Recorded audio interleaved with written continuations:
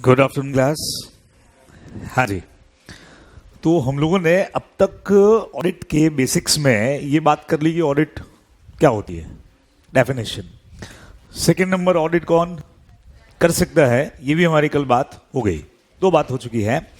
तो तीसरा और आखिरी बेसिक अपने पास में ये है कि आखिर ऑडिट कितने टाइप की होती है।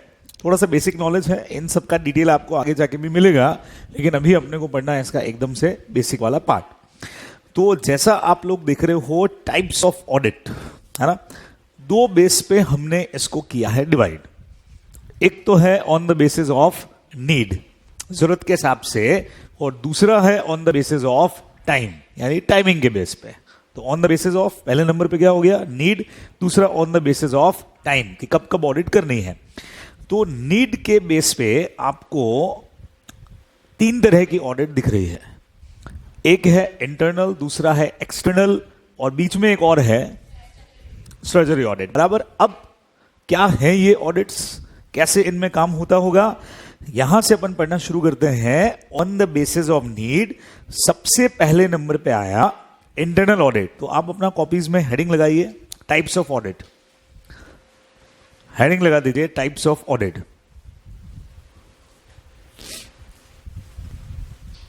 टाइप्स ऑफ ऑडिट, हाँ जी। और टाइप्स ऑफ ऑडिट में आप भी इसी तरह से करेंगे, on the basis of need. अगला हेडिंग आपके पास में रहेगा on the basis of need, जिसमें आप लोग पहले नंबर पे लिखने वाले हैं इंटरनल ऑडिट। ठीक है, नोट करना है, आज काफी चीजें इसमें से नोट करनी है। Internal audit. अब इंटरनल ऑडिट में क्या लिखा हुआ है, जितना बोलूंगा जब जब बताऊंगा वो चीजें लिखनी है, पूरा आपको लिखने की जरूरत नहीं क्योंकि बुक जो मिलेगी उसमें पूरा हो गई। इंटरनल ऑडिट में लिखा है सबसे फर्स्ट पैराग्राफ में, if management wants to appoint a person to examine the accuracy of accounting system so that, दो वर्ड यहां पे यूज हुए हैं आपके लिए, और एक वर्ड है फ्रॉड और दूसरा है एरर। इनके मीनिंग अभी समझते हैं। Can happen in day to day business, these are purely internal needs of management. समझो भाई। अब आपको क्या लगता है कि एक्सेल एकेडमी जिस ऑडिटर को अपॉइंट करेगी, अच्छा Excel academy commerce private limited का ऑडिट जरूरी है कि नहीं है? सर, कंपनीज एक्ट के हिसाब से हर कंपनी का ऑडिट जरूरी है। ठीक है, तो आपके हिसाब से सोच के बताओ। वैसे तो पूरा सेक्शन नंबर मिलेगा इसके लिए 139, जो अपन इसके जस्ट बात शुरू करने वाले, मोस्ट प्रॉब्ली मंडे के बाद की क्लास में चालू कर देंगे। तो मुझे ये सोच के बताओ, ऑडिटर अपॉइंट करता कौन होगा? कंपनी मतलब कौन? हाँ बोलो, बोर्ड ऑफ डायरेक्टर्स या शेयर होल्डर्स? तो यहां पे क्लियर कर दूं, जो हमारे फाइनेंशियल स्टेटमेंट पे साइन करने वाला ऑडिटर है, उसको अपॉइंट करने का काम करेंगे शेयर होल्डर्स। पढ़ेंगे सेक्शन 139 में। ठीक है, लेकिन बोर्ड ऑफ डायरेक्टर्स भी एक बंदे को अपॉइंट कर सकता है। ऐसा बंदा, अच्छा एक चीज बताओ, शेयर होल्डर जिस बंदे को अपॉइंट करेंगे वो किसके लिए रिस्पॉन्सिबल होगा? वो अपनी रिपोर्ट किसको देगा? शेयर होल्डर को देगा। लेकिन बीओडीज जिस बंदे को अपॉइंट करेंगे वो किसके लिए काम करेगा? बीओडीज के लिए। वो रिपोर्ट भी किसको देगा? बीओडीज के लिए। लेकिन बाहर वाली पब्लिक या गवर्नमेंट या बैंक, वो कौन सी वाले ऑडिटर की बात को सुनना पसंद करेंगे?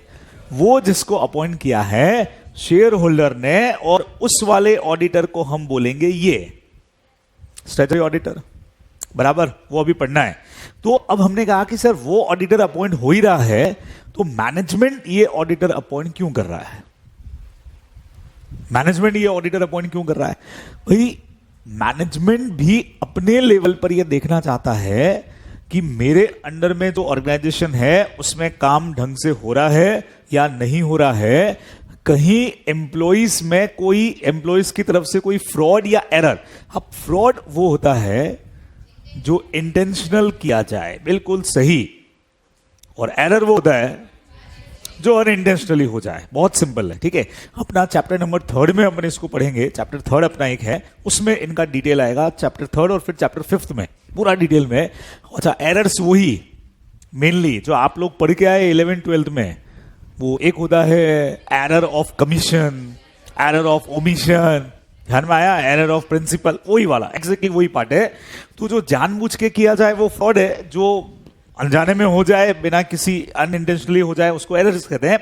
तो डे टू डे बिजनेस के अंदर सही ढंग से काम हो रहा है कि नहीं हो रहा है, ये मैनेजमेंट चेक करना चाह रहा है, और ये सिर्फ मैनेजमेंट लेवल तक का ही काम है। अच्छा समझ में आई? तो उसी इंटरनल नीड्स के लिए मैनेजमेंट जिस बंदे को अपॉइंट करेगा उसको हम लोग बोलते हैं, क्या बोलेंगे उसको? Internal auditor. अच्छा, कंपनीज एक्ट ने खुद ने क्या किया कि एक सेक्शन इसके लिए बना दिया है 138, अपने कोर्स में है, उधर लॉ में, इधर भी थोड़ा सा पढ़ेंगे लेकिन लॉ में ज्यादा है ये। सेक्शन 138 में उन्होंने क्या कहा, कुछ स्पेसिफिक टाइप की कंपनीज होंगी जिनको इंटरनल ऑडिटर अपॉइंट करना कंपलसरी है। दे दिया उन्होंने, लिस्ट बना दी कि इन कंपनीज को इंटरनल ऑडिट करवाना जरूरी है। बाकी आपकी मर्जी हो तो कराओ, मर्जी हो तो मत कराओ, आपकी चॉइस है, ठीक है। तो पहला क्वेश्चन आपसे पूछा जाएगा, बताइए इंटरनल ऑडिटर को अपॉइंट कौन करता है? तो आप बोलेंगे मैनेजमेंट। लिखो ये पॉइंट उसके साथ में, अपॉइंटेड बाय मैनेजमेंट, है ना। आपको डिटेल में सिर्फ क्या लिखना है, याद करने लायक, appointed by management. Internal audit में आपको फर्स्ट पॉइंट लिखना है अपॉइंटेड बाय मैनेजमेंट, ठीक है। इस बंदे में क्या क्वालिफिकेशन होनी चाहिए? खास बात, कल क्या पढ़ा था, सीए कौन हो सकता है, मतलब ऑडिटर कौन हो सकता है? CA having COP. लेकिन आज देखो, ये वाला ऑडिटर मे और may not be professionally qualified, जरूरी नहीं है कि सीए हो, but normally qualified person are appointed as internal auditor. लेकिन आपको लिखना क्या है अपनी कॉपीज में, मे और may not B chartered accountant, लिख दीजिए, मे और may not B chartered accountant. अभी आप लोगों के कोर्स में एमसीक्यू भी है, मे और may not be professionally qualified या चार्टेड अकाउंटेंट। सर मतलब चार्टेड होना जरूरी नहीं है? नहीं है। क्यों सर? इसका रिपोर्ट कहीं सबमिट नहीं होना है, इसका रिपोर्ट गवर्नमेंट के पास में भी नहीं जाएगा। इसका रिपोर्ट आपको बताऊं कि कंपनी का ऑडिट रिपोर्ट और फाइनेंशियल स्टेटमेंट का कॉपी सारे शेयर होल्डर्स को जाता है और आरओसी को भी जाता है। आरओसी याद है, कंपनी लॉ वाला, रजिस्ट्रार ऑफ कंपनीज, लेकिन वो इस ऑडिटर का नहीं जाता है। ये ऑडिटर का काम तो सिर्फ मैनेजमेंट के लिए है, सिर्फ मैनेजमेंट का टूल है ये, ताकि मैनेजमेंट ढंग से कंट्रोल रख सके ऑर्गेनाइजेशन के ऊपर। तो उन्होंने एक बंदा अपॉइंट कर दिया कि भैया वो ऑडिटर गलती निकाले, इससे पहले अपन ही निकाल लें गलती, है ना। जैसे स्कूल में प्रिंसिपल होती है, then class teacher, then class का मॉनिटर। तो क्लास टीचर मॉनिटर को अपॉइंट क्यों करती है? कि भाई क्लास में कुछ दिक्कत है तो आके प्रिंसिपल देखेगी, इससे पहले भैया तू ही देख के मुझे रिपोर्ट कर दे, ताकि मैं अपने लेवल पे ही गलती को सुधार लूं। तो एग्जैक्टली ये जो बंदा है, ये आउटसाइडर के लिए रिस्पॉन्सिबल नहीं है। ये अपनी रिपोर्ट बना के सिर्फ किसको देगा? मैनेजमेंट को, ताकि मैनेजमेंट उस गलती को ठीक कर ले। इससे फायदा क्या होगा? वो जो अपना मेन ऑडिटर आएगा ऑडिट करने के लिए, तो उसके सामने गलतियां न के बराबर रहेंगी। जो थी हमने पहले ही सुधार ली, दिक्कत क्या है, ठीक है। फिर अगला एक और बहुत बढ़िया पॉइंट आएगा, शानदार वाला, they are normally engage and, क्या लिखा है, employ by the organisation for auditing of accounts and record. It means, लिखिए आपके नोट्स में जो आप लिख रहे हो, दिस पर्सन या internal auditor may be employ of the company या entity, may be employ of the company. अच्छा, अपना वो वाला ऑडिटर, मेन वाला स्टैट्यूटरी ऑडिटर, वो कभी भी कंपनी का एम्प्लॉय हो ही नहीं सकता है। अगर एम्प्लॉय हो गया तो इंडिपेंडेंस वाला पॉइंट तो उड़ जाएगा, है ना। इसीलिए वो बंदा कभी भी एज एम्प्लॉय काम नहीं करेगा, क्योंकि अगर एम्प्लॉय हुआ तो उसके बाद सीओपी होगा ही नहीं। सोचो, मैंने कल ही कहा था, है ना। लेकिन ये वाला बंदा वैसे भी क्वालिफाई होना जरूरी नहीं है, तो ये बंदा एम्प्लॉय हो भी सकता है और नहीं भी हो सकता है। नॉर्मली अपन एम्प्लॉय का कोई ये काम दे रहे हैं, ध्यान में रखिएगा, ठीक है। वर्क क्या है इसका? Such work of auditing will be done as a part of management control and appraisal system. Appraisal का मतलब वैल्यूएशन करना, मूल्यांकन। तो इस बंदे का काम यह है कि मैनेजमेंट ने जो काम कर दिया उसका वैल्यूएशन करके मैनेजमेंट को बता दे, सर ये आपका डिसीजन आपने लिया, एम्प्लॉइज ने बिल्कुल बढ़िया फॉलो किया, ये काम इस तरह से फॉलो हुआ, ये काम इस तरह से फॉलो हुआ, तो ये बंदा रिस्पॉन्सिबिलिटी किसके लिए है? मैनेजमेंट के लिए। तो अगले पॉइंट में वर्क में आप लिखो, इसके वर्क को लिखिए, valuation of the work of management. What is the work of internal auditor? तो आप लिख देंगे valuation of the work of management, valuation of the work of management. Management के काम का वैल्यूएशन करना, मैनेजमेंट को रिपोर्ट करना कि सर ऐसा है बता देना, ठीक है। नाउ रिस्पॉन्सिबल, ये रिस्पॉन्सिबल किसके लिए है? पहले ही बता चुका हूं, he is responsible to the management, बस इतना याद रखना है।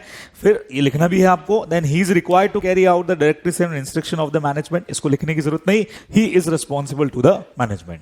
बहुत सिंपल। इंटरनल ऑडिटर बताओ अपॉइंट कौन करेगा? मैनेजमेंट। क्वालिफाई होना जरूरी है कि नहीं है? सर जरूरी नहीं है। एक्सटर्नल होगा कि इंटरनल होगा? सर कुछ भी हो सकता है, पर नॉर्मली क्या होगा? इंटरनल होगा। बराबर। इसका काम क्या है? मैनेजमेंट के काम को वैल्यूएशन करना, और ये रेस्पॉन्सिबल भी किसके लिए है? मैनेजमेंट के लिए। बात खत्म, छोटा सा टॉपिक खत्म हो गया, दिमाग में रखना है। बराबर। This is called internal auditor. वैसे इसके प्रोविजन का सारा डिटेल मिलेगा सेक्शन नंबर 138 में, जो हम लॉ में और यहां पे भी आगे पढ़ेंगे।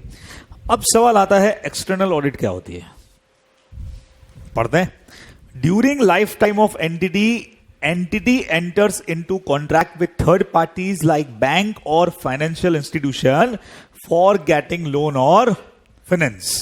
For this, bank may demand the audited financial statement of the entity. Bank मांगेगी ना, तो इंटरनल ऑडिटर वाली दे देंगे? बोलो सर, इंटरनल ऑडिटर वाली कैसे दे सकते हो सर?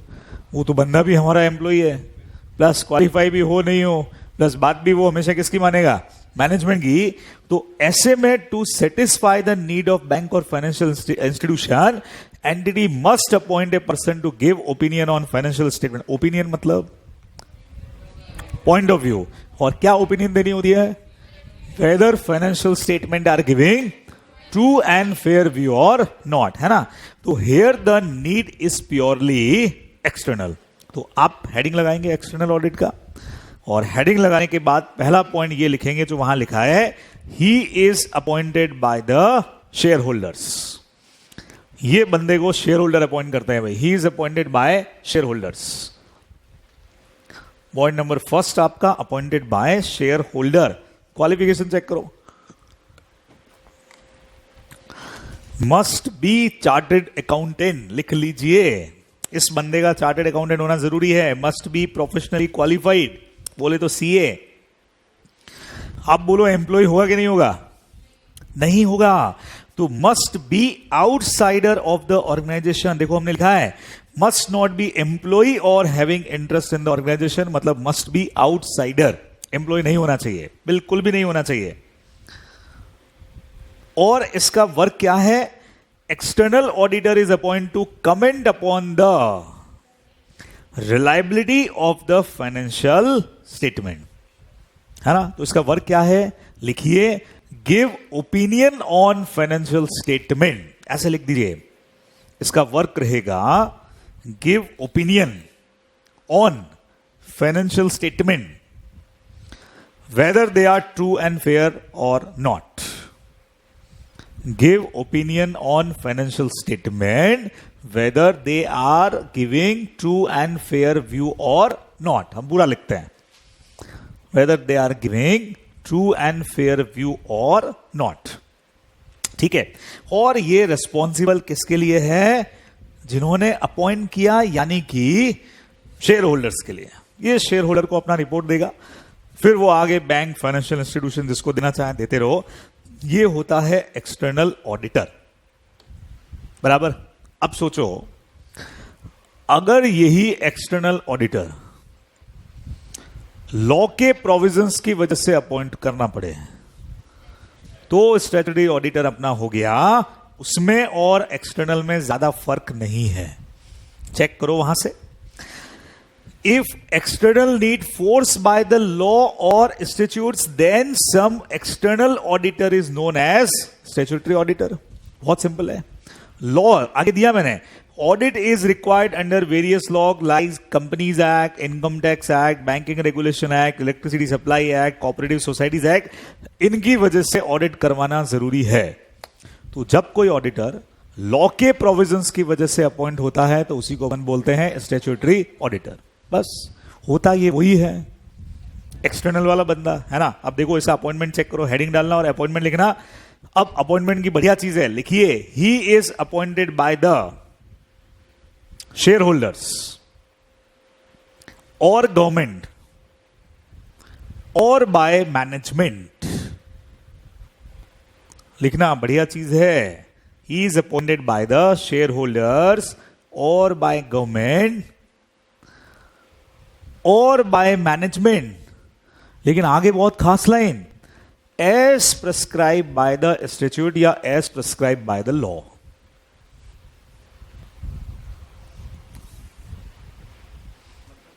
बताता हूं. कंपनीज एक्ट जो हम लोग स्टार्ट करेंगे उसका सेक्शन नंबर 139 ये कहता है कि कभी कभी ऑडिटर का अपॉइंटमेंट वैसे तो हमेशा करता है शेयर होल्डर, लेकिन जब कोई कंपनी एकदम नई बनती है, फर्स्ट उसका जो फाइनेंशियल ईयर होता है ना, तो ऑडिटर अपॉइंट करने का काम करता है मैनेजमेंट. अच्छा, मैनेजमेंट अपने मन से नहीं कर रहा है, लॉ ने कहा है, लॉ ने अपने सेक्शन में लिख दिया है. तो ये वो इंटरनल ऑडिटर की बात नहीं हो रही है, क्योंकि लॉ ने कह दिया कि एक्सटर्नल नीड को पूरा करने के लिए फर्स्ट वाला ऑडिटर आप अपॉइंट करोगे, क्योंकि कंपनी नया नया अभी चालू हुआ है. तो पहला ऑडिटर आप अपॉइंट कर दो. जैसे ही उसका वर्क खत्म होगा फिर ऑडिटर अपॉइंट करने का काम हमेशा कौन करेंगे? शेयर होल्डर, है ना. और कई बार जब ये दोनों लोग मान लो फेल हो गए, दोनों ही नहीं कर पाए, तो सेक्शन कहता है कि बीच में आना पड़ेगा गवर्नमेंट को. इसलिए अपन ने लिखा गवर्नमेंट. बराबर. क्या हुआ?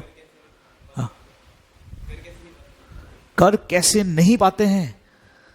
सपोज करो अब तू सारा सेक्शन 139 अभी पढ़ना चाह रहा है मेरे से, हाँ? आप लोग सब जानते हो कि ऑडिटर को अपॉइंट शेयर होल्डर्स अगर कर रहे हैं तो मीटिंग में करना पड़ेगा, और मीटिंग में कोई भी प्रपोजल पास करने के लिए मेंबर्स का कंसेंट चाहिए. सपोज करो मेजॉरिटी चाहिए अभी के लिए, बराबर, ऑन रिकॉर्ड्स बोल रहा हूं, अभी के लिए. रियल प्रोविजन तो अभी पढ़ाने बैठ गया तो मुझे 139 अभी तुमको कहना पड़ेगा लॉ की बुक निकालो और उसमें सेक्शन 139 निकालो. अभी तो ऑडिट की तो मैंने दी नहीं है, लॉ की बुक में है ना, पर अभी नहीं पढ़ना है, उसको पढ़ लिया तो ये छूट जाएगा. तो वो प्रपोजल पास नहीं हुआ तो क्या करना? तो इस तरीके से मीटिंग में हम शेयर होल्डर्स अपॉइंट नहीं कर पाए. सेम ऐसा ही बीओडीज में भी हो सकता है. भाई ऑडिटर को अपॉइंट करने के लिए हमको प्रपोजल पास करना पड़ेगा कि नहीं करना पड़ेगा, है ना. अब सोचो हम 20 लोग अगर यहां बैठे हैं, अभी मैंने प्रपोजल रख दिया, एक ज्यादा है, 21 है. 21 में कौन कैलकुलेशन झंझट करेगा? मेरे को मिला के 22 हो जाएंगे. ठीक है, अब 20 जने हैं. ठीक है, अब मैंने एक मीटिंग में प्रपोजल रख दिया कि भाई ये पर्सन मिस्टर पोपटलाल, ये होगा हमारी कंपनी का चार्टेड इस फाइनेंशियल ईयर के लिए. अब 10 लोगों ने फेवर कर दिया, 10 लोगों ने अगेंस्ट में वोट कर दिया. क्या करूं? गया प्रपोजल, वो नहीं होगा. लेकिन इस सेक्शन में लॉ ने तो टाइम फिक्स किया हुआ है, इतने टाइम में तुमको अपॉइंट करना पड़ेगा. फेल हो गए, नहीं कर पाए, तो फिर मैटर जो है वो दूसरों के पास शिफ्ट होगा.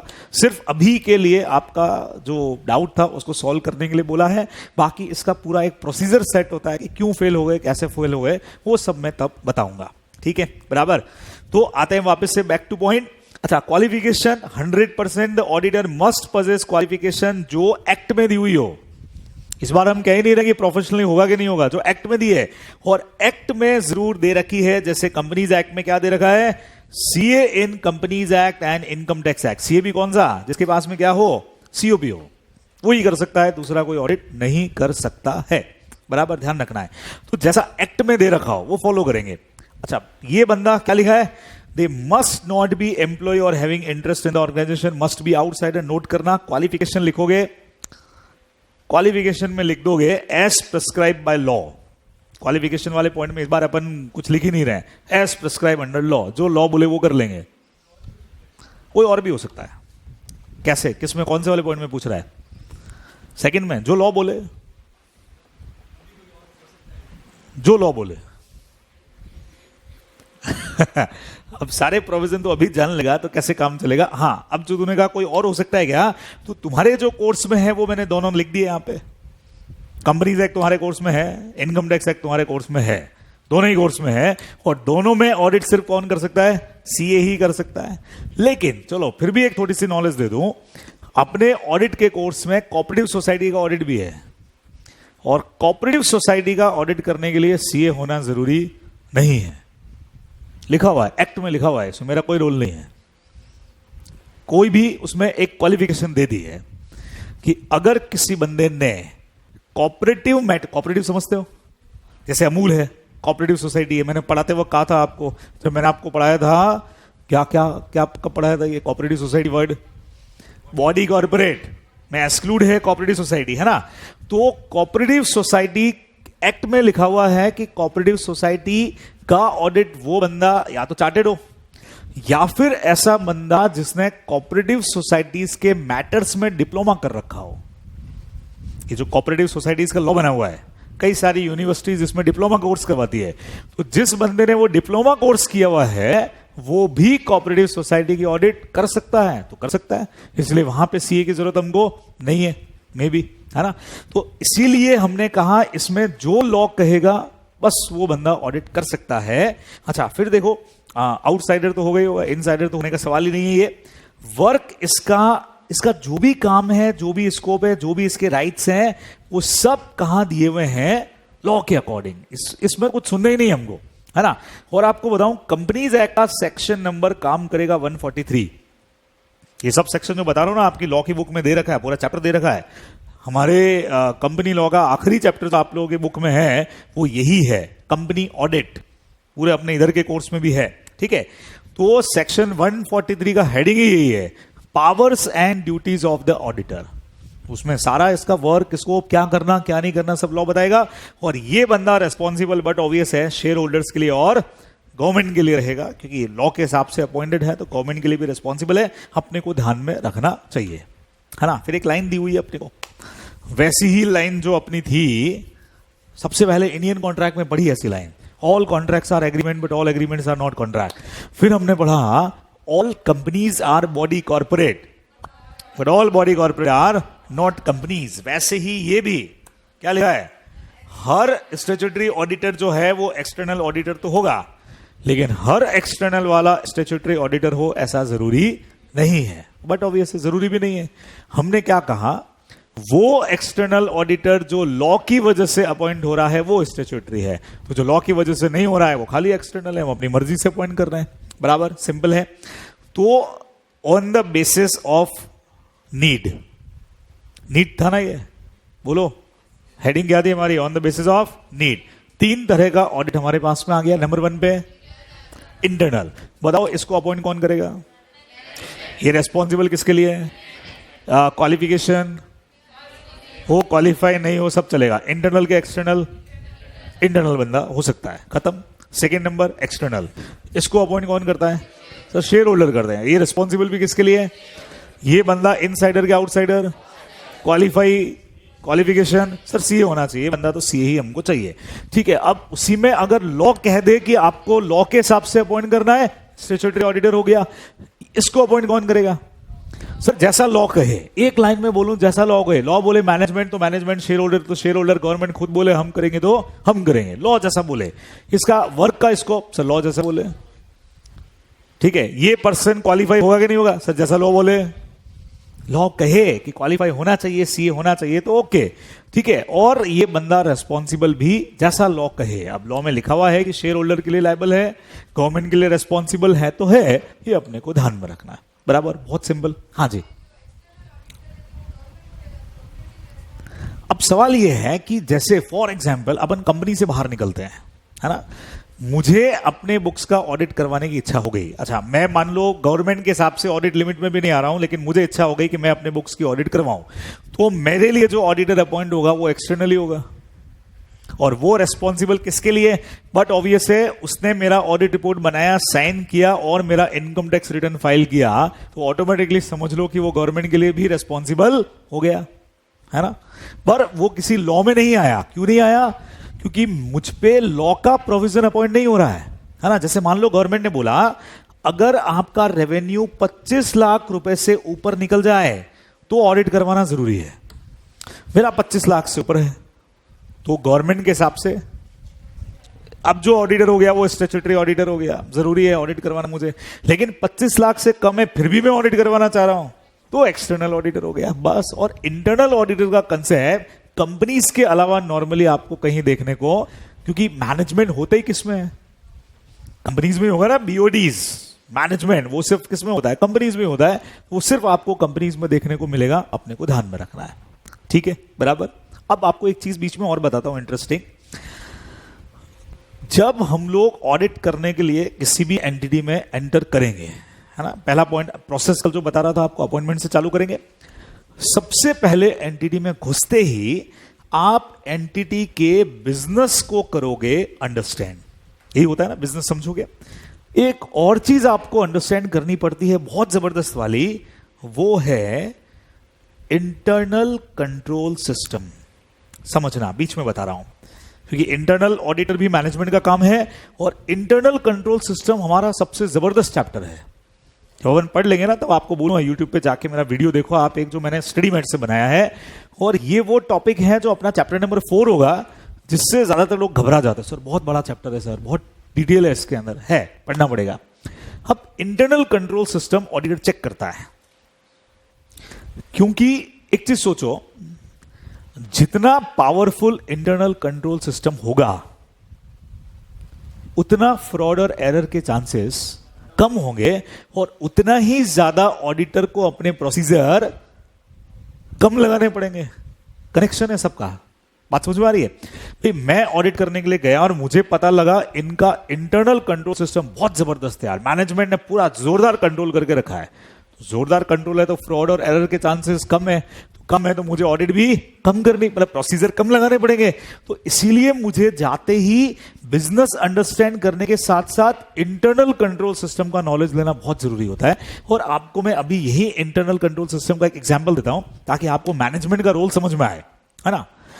अब एग्जांपल है 15 AD, 15 AD, है ना। अब मानते हैं कि 15 AD वाले ने, आप गए वहां पे केक लेने के लिए, केक लेनी है आपको अपने लिए, ठीक है। तो वहां जाकर के 15 AD में जब आप एंटर हो गए तो एक पर्सन वहां आपको मिला जिसने आपको एक चिट बना करके दी है। जो लोग गए हैं वो जानते होंगे मेरे प्रोसीजर को जो मैं बोलने जा रहा हूं, है ना। उस पे उसने लिख करके दिया है 1 केक और उस स्लिप पर उसने लिख दिया है 450, मान लो 450 रुपए का केक है ना। अब वो जो स्लिप उसने बनाई है, वो स्लिप जिस पैड पे बनाया उसने, उसके नीचे कार्बन पेपर लगा हुआ है। तो एक कॉपी आपको दी है और वो कार्बन का एक कॉपी उसके पास भी है, बराबर हो गया सेट। अब फर्स्ट पर्सन ने 450 रुपए और केक लिख करके आपको दे दिया। अब आप गए सेकंड पर्सन के पास, जो गेट से अंदर घुसते राइट हैंड साइड में कैशियर बैठा है ना। कैशियर ने वहां आपसे कैश लिया, उस पर एक स्लिप लगाया, अपने वहां पे एक स्लिप बनाया, वो जो उसने सील लगाई है उसका कॉपी उसके पास भी है, ठीक है। और उस कैशियर के मशीन में रिकॉर्ड के अंदर भी आ गया कि 450 रुपए आ गए हैं, ठीक है। अब आप वो स्लिप लेकर के गए थर्ड पर्सन के पास में, जो करेगा आपको उसकी डिलीवरी, ठीक है। वो स्लिप आपने उसको दे दी, उसने वो स्लिप लेकर के अपने पास में रख ली है और आपको बिल मान लो अगर देना है, वैसे तो बिल आपको वो बंदा दे चुका है यहां वाला, वो आपको सिंपल डिलीवरी कर देगा। एक ही चीज को देने के लिए हमने 3 लोग लगाए। This is called internal control system. Sir कैसे? अब रात को जब शॉप बंद हो जाएगा, मतलब आपके लिए बंद हो जाएगा, तो ये तीनों लोग मिलकर के अपना हिसाब टैली करेंगे। ये बंदा कहेगा मैंने 100 स्लिप बना करके दी है। कैशियर कहेगा मेरे पास में 100 का पेमेंट आया है, जो उसमें लिखा हुआ है कितना आया है। ये बंदा कहेगा लेकिन मैंने डिलीवरी तो 101 की करी है, तो इसका मतलब एक केक किसी को फोगट चला गया है, किसी ने तो बीच में गड़बड़ की है, बात समझ में आ रही है मेरी? सारा मैच कर जाता है, 100 सब कुछ ठीक हुआ है। This is called internal control system. हर ऑर्गेनाइजेशन बड़ा इसको काम में लेता है। 15 AD का ओनर जानता है इतने सारे गुड्स हैं, इतने सारे लोग परचेस करने के लिए आते हैं, कौन कब पैसा नहीं ले जाएगा, किसी का पैसा जिम में डाल दिया जाएगा, पता ही नहीं लगेगा। बात समझ में आ रही है? कुछ भी हो सकता है, ठीक है। तो ये एक कंट्रोल सिस्टम है। अब आगे अपन ये भी पढ़ेंगे इस कंट्रोल सिस्टम का तोड़ भी है। जितने रूल्स बनते हैं तो रूल्स को ब्रेक करने वाले भी बनते हैं, फ्रॉड तब भी होते हैं। अगर ये तीनों आपस में मिल जाएं तो कोई रोक सकता है क्या फ्रॉड करने से? रोक ही नहीं सकता है। तीनों हमेशा बैलेंस मिलाएंगे अपना और हमेशा फ्रॉड चलता ही रहेगा। ये भी पढ़ेंगे अपन। ये सब है कि भाई इंटरनल कंट्रोल सिस्टम के क्या लिमिटेशंस हैं, कि इतना इंटरनल कंट्रोल होने के बाद भी क्यों फ्रॉड हो गया, इस वजह से हो गया अगर इनका मिली भगत है। ऐसे और भी बहुत सारे प्रोविजन है, ठीक है। अब क्या होता है, जैसे दूसरा एग्जांपल सुनना, एक्सेल एकेडमी, यहां पे आपसे मान लो फीस लेने वाला बंदा एक, नोट्स इश्यू करने वाला बंदा एक, वही है, और अटेंडेंस लेने वाला बंदा भी कई बार एक ही है ना। उसका रीजन है कि अपने पास इतना नंबर ऑफ स्टूडेंट का ज्यादा दिक्कत नहीं है, तो बहुत आराम से एक आदमी मैनेज कर सकता है, कोई बड़ी टेंशन नहीं है। सुनना,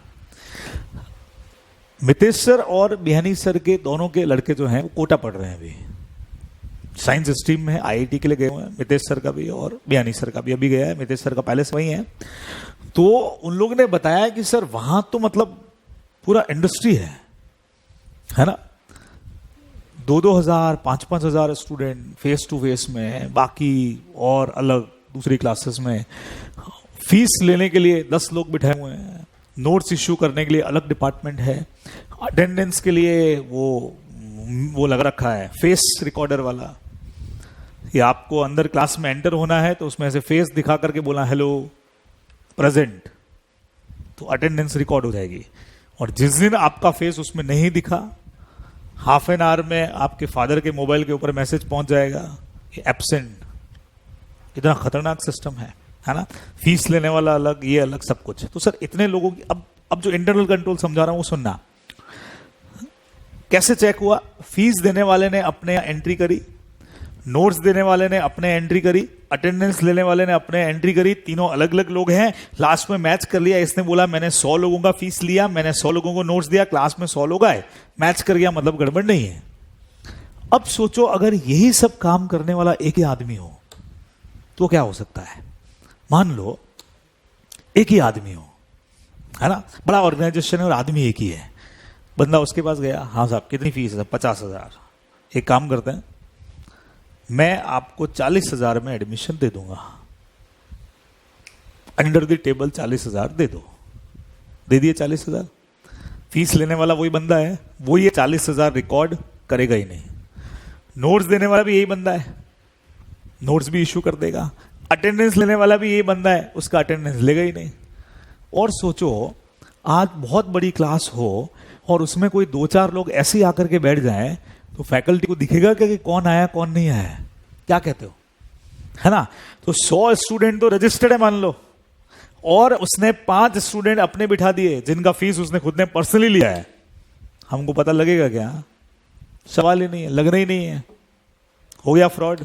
कैसे लगेगा पता? अब इतनी क्लास में कौन 5 लोग आए, कौन, अच्छा रोज सारे 100% अटेंडेंस तो रोज होती नहीं है, कोई ना कोई एक दो एब्सेंट होते हैं। अब कौन क्लास में आया है, कौन जा रहा है, कौन बैठा है, किसको लेना देना, किसको पता लगेगा इतने लोगों में? तो फ्रॉड के चांसेस बहुत जबरदस्त बन जाएंगे।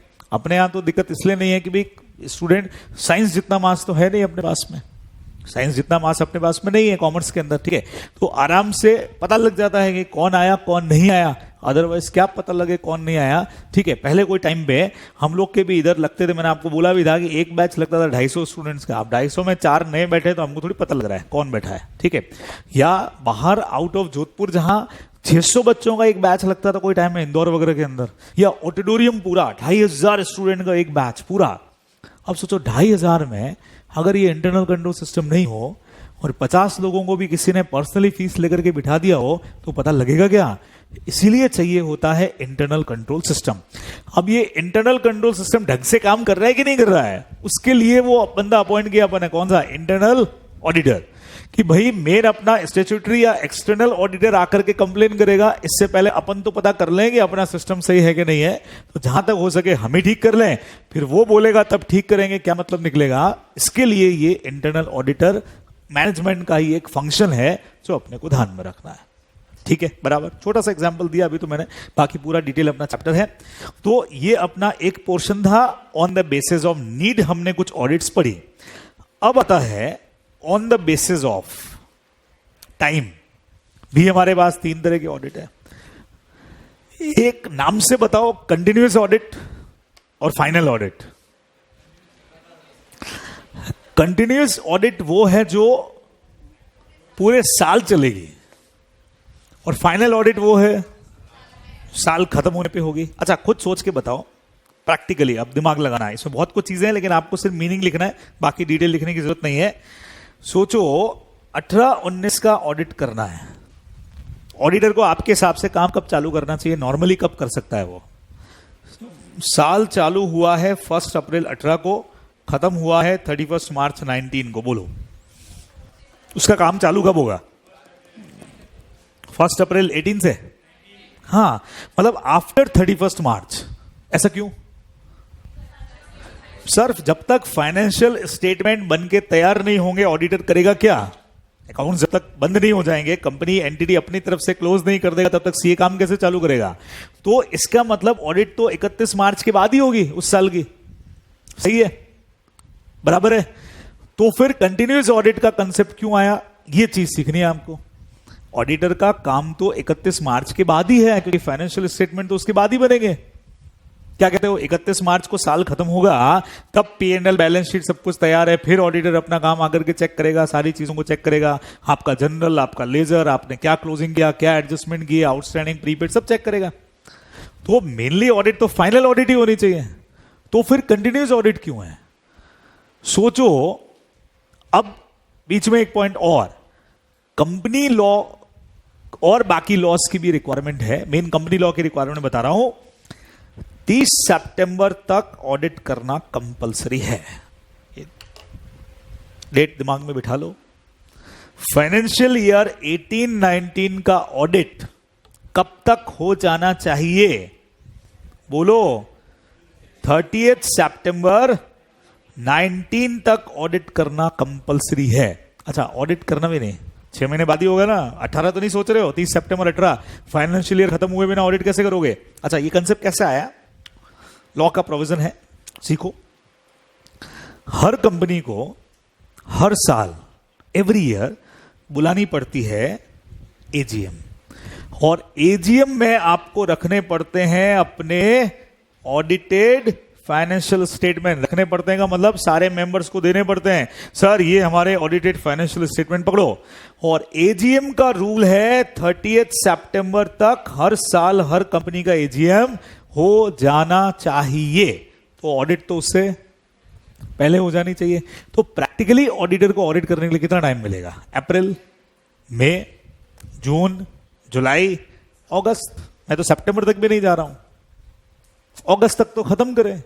खत्म करेगा, फिर कंपनी मीटिंग की तैयारी करेगी, मीटिंग का नोटिस भेजेगी, लोगों को बुलाएगी, उसके लिए भी टाइम चाहिए होता है। तो प्रैक्टिकली आपके पास 3 से 4 महीने ही है ऑडिट करने के लिए। अब छोटी मोटी एंटिटी है तब तो तुम 3 से 4 महीनों में ऑडिट निपटा दोगे। रिलायंस जैसी कंपनी है, टीसीएस जैसी कंपनी है, इन्फोसिस जैसी कंपनी है, जेबी लिमिटेड है, बराबर। तो इनका ऑडिट 3 से 4 महीनों में कैसे निपटा पाओगे? उसके लिए करना पड़ेगा साल भर ऑडिट। साल जब शुरू होना, पहले महीने से ही ऑडिट करना चालू कर दो। सर पहले महीने से कैसे करेंगे? अरे करेंगे ना भाई। देखो, साल खत्म होने के बाद तुम जाओगे, वो कहेंगे हमने इस साल 1000 करोड़ का परचेस किया है, लाओ 1000 करोड़ के परचेस के वाउचर देखने बैठोगे, अप्रैल से लगा के मार्च तक के, पागल हो जाओगे, तुम कर ही नहीं पाओगे ऑडिट। इससे बेटर कंटिन्यूस ऑडिट करो। अप्रैल के एंड में गए, पूरे अप्रैल के परचेस, सेल, ट्रांजैक्शन सब चेक कर लिए, फिर अप्रैल के बाद हर महीने में एक बार जाओ या 3 महीने में एक बार जाओ और वहां तक के सारे ट्रांजैक्शन चेक करते चलो, तो एंड में जाके तुम्हारे ऊपर बर्डन कुछ नहीं, फिर सिर्फ फाइनेंशियल स्टेटमेंट ही चेक करने रहेंगे फाइनल वाले, बाकी सब तो देख चुके होगे क्योंकि अपने को सब देखना पड़ता है ना। तो यहां पे अब कंटिन्यूस ऑडिट का मीनिंग मेरे साथ में देखना, आपको सिर्फ मीनिंग नोट करना है। In continuous audit the auditor staff is engage continuously in checking the accounts of the client whole year round, ये लिखना है आपको। In continuous audit the auditors staff is engage continuously in checking the accounts of the client whole year round, पूरे साल जाए। अच्छा, auditor खुद नहीं जाते हैं, ध्यान रखना, पूरे साल खुद नहीं जाता है। फिर आर्टिकल्स किसके लिए होंगे, उनको कब सिखाएंगे हम, है ना, तो वो जाते रहेंगे, आर्टिकल्स जाएंगे। और ये जनरली कौन सी एंटिटीज के लिए होता होगा, लिखा है मैंने, देखो, बिग एंटिटीज के लिए, बड़ी एंटिटीज के लिए। तो हम लोग जब भी जाते थे जेके वाइट सीमेंट का ऑडिट करने के लिए, गोटन सुना है आप लोगों ने, गोटन में जेके वाइट सीमेंट है ना, तो हम जाते थे उसका ऑडिट करने के लिए। हर महीने हम करीब 5 से लगा के 7 दिन वहीं होते थे, 5 to 7 days एवरी मंथ। एक टीम जाती थी हमारी आर्टिकल्स की, 2 या 3 आर्टिकल्स उसमें होते थे, है ना। वहां जाके हमको उस महीने के जो भी वाउचर्स हैं, एंट्रीज हैं, उनको चेक कर लेना है। फिर अगले महीने फिर जाएंगे, वहां तक के एंट्रीज को फिर चेक कर लेंगे। अब मेन हमारा जो बॉस होते थे हमारे ऑडिटर, वो ऐसे बीच बीच में कभी आगे तो आगे, बाकी उनका काम नहीं है। उनका काम कब होता था, 31 मार्च के बाद में, जब चीजें एकदम फाइनल वाली चेक करनी है और फाइनल चेकिंग करना है, उस वक्त में सीए आकर के अपना काम करता, बाकी काम करते हैं आर्टिकल्स या उनका स्टाफ, ठीक है। और मेरी सीए जिनके अंडर में थी, उनके स्टाफ में भी सीएज ही थे, खुद सीए, प्रैक्टिसिंग सीए, बराबर। तो उनमें से कोई ना कोई हमारे साथ, जब भी एक टीम जाती है, हम 3 या 4 आर्टिकल्स में, तो एक सीए, बाकी 2-3 आर्टिकल्स हो गए, ताकि कोई दिक्कत ही नहीं, आराम से ऑडिट करो, ठीक है। तो कंटिन्यूस ऑडिट वो है जो पूरे साल चलेगी, ठीक है। इसके एडवांटेज डिसएडवांटेज बाद में, पहले फाइनल ऑडिट क्या होती है। अच्छा देखो, इस पे क्वेश्चन भी आ चुका है, May 13 में क्वेश्चन आ चुका है। हाँ जी,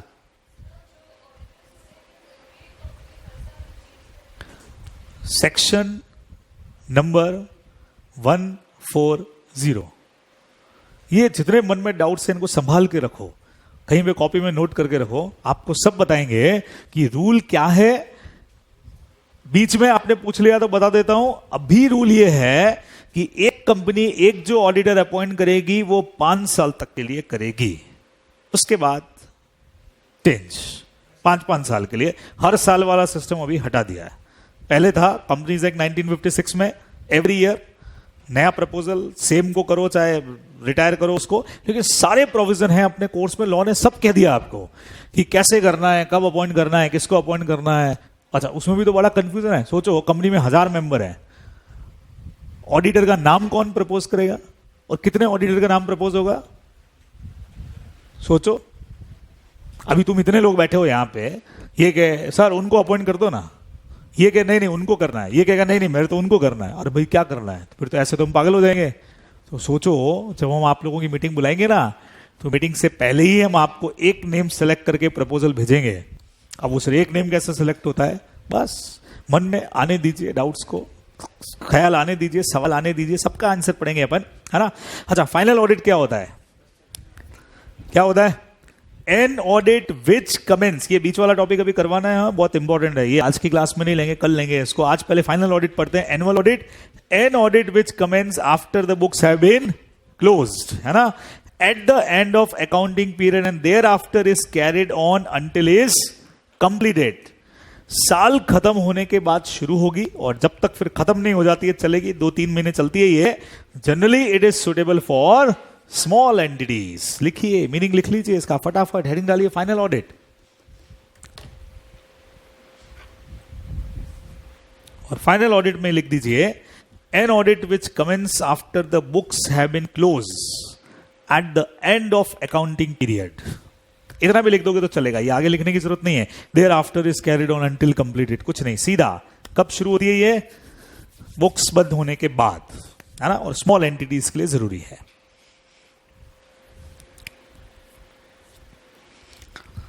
तो ये आज का हमारा छोटा सा पोर्शन है, आप लोग को ध्यान में रखना है। अभी मैंने ये भी नहीं बताया आपको इंटरिम ऑडिट क्या होती है, ये भी आज नहीं करेंगे अपन, आज नहीं करना है अभी। तो कल में हम बेसिक पोर्शन पूरा कर देंगे, सैटरडे है कल, तो बेसिक पोर्शन पूरा। कल ही आपको मैं नोट्स प्रोवाइड कर दूंगा कंपनी ऑडिट के। हमने कहा सर कंपनी ऑडिट के नोट्स तो लॉ की बुक में ही है, तो हम उसी से भी पढ़ सकते हैं, बिल्कुल पढ़ सकते हैं। लेकिन जैसा मैंने कहा था कि मैं कंपनी ऑडिट करवाऊंगा चार्ट फॉर्म में, मेरी जो ऑडिट की बुक है उसमें भी वही है जो लॉ की बुक में है, वो तो मैंने सेम चैप्टर लिया है, बट इसको अपन पूरा करेंगे चार्ट स्टाइल में, बहुत बढ़िया तरीके से। वो चार्ट के नोट्स आपको कल की क्लास में ही अवेलेबल हो जाएंगे। फिर उसके बाद सीधा सीधा आपने को तैयारी करनी है, ठीक है। तो कल जो पोर्शन कल के टॉपिक के बाद शुरू होगा वो होगा अपना बहुत जोरदार 20 से 25 नंबर से ऊपर का पोर्शन है, और 2 एक्ट में कवर है, ध्यान में रखना है। इतना आज के लिए कहिए।